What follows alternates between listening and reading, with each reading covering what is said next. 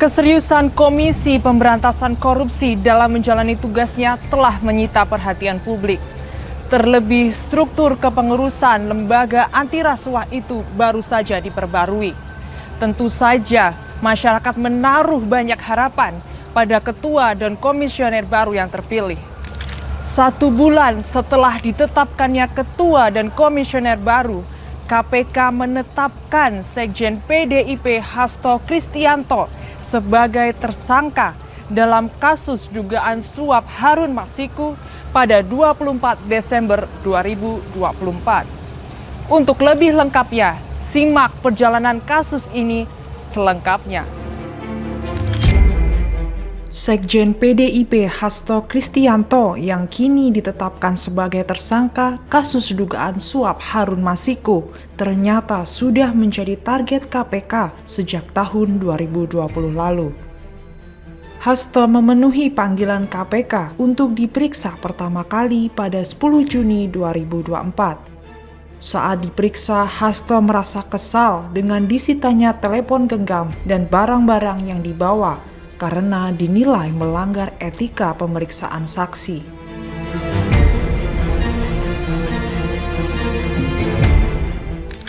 Ketua Umum PDI Perjuangan Megawati Soekarnoputri sampai angkat bicara terkait pemanggilan Hasto dan penyitaan ponsel oleh KPK.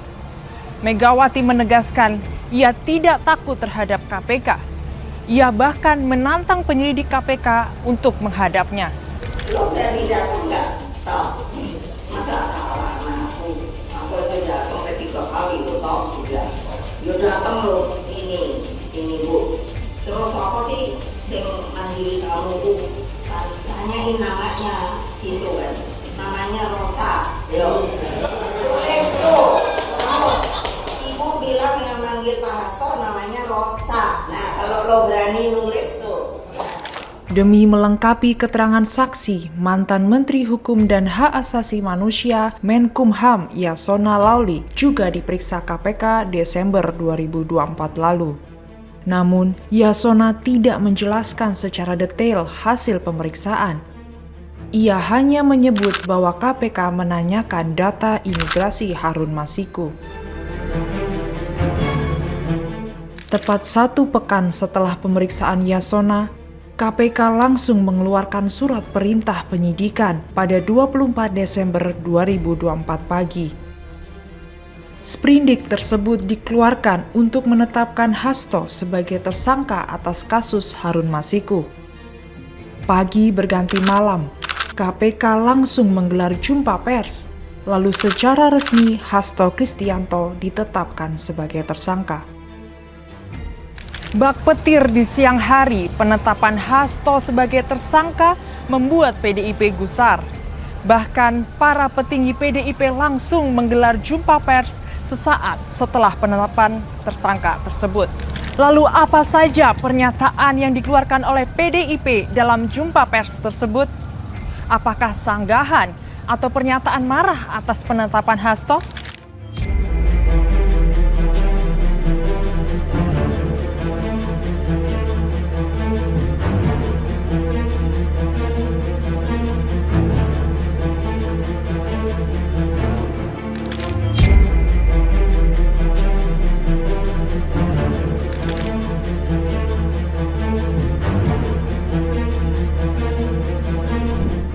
Nampaknya PDIP tak tinggal diam. Ketua DPP PDIP Roni Talapesi langsung menggelar jumpa pers sesaat setelah penetapan Hasto sebagai tersangka.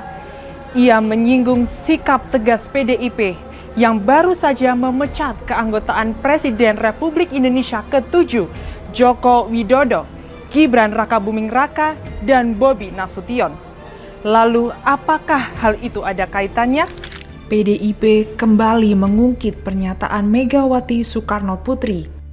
Pasalnya, Megawati pernah menyatakan bahwa partainya bakal diacak-acak dalam waktu dekat. PDIP juga mengaitkan penetapan tersangka Hasto karena pihaknya selalu menentang upaya perusakan demokrasi saat era Presiden Joko Widodo.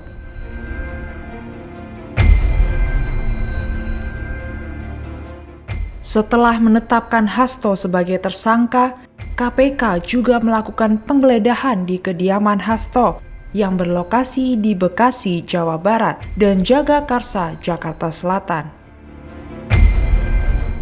Dalam penggeledahan itu, penyidik KPK mengamankan barang bukti penting yang didapat dari rumah Hasto.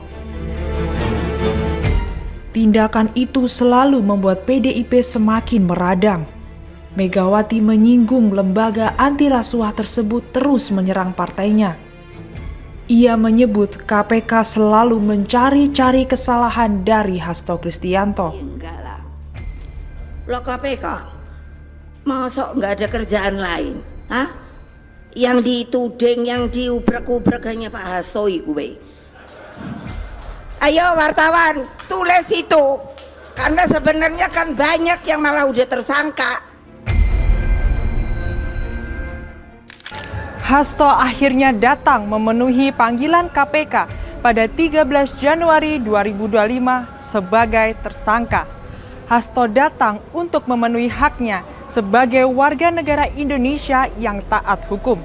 Ia bahkan berjanji kepada KPK akan memberikan keterangan sebaik-baiknya. Pemeriksaan Hasto berlangsung selama 3,5 jam. Namun, Sekjen PDIP itu tidak mengeluarkan satu patah kata pun usai pemeriksaan. Ia langsung meninggalkan Gedung Merah Putih bersama kuasa hukumnya. Ternyata, Hasto tidak langsung ditahan oleh KPK setelah diperiksa selama 3,5 jam.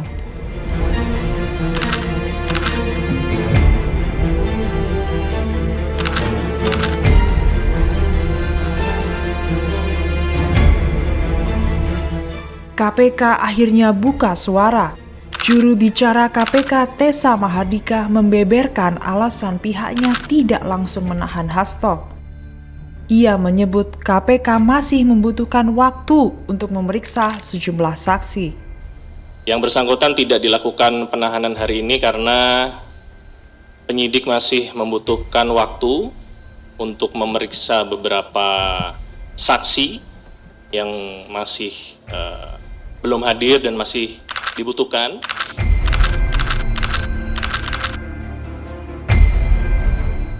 Nampaknya perjalanan PDIP versus KPK masih akan terus berlanjut.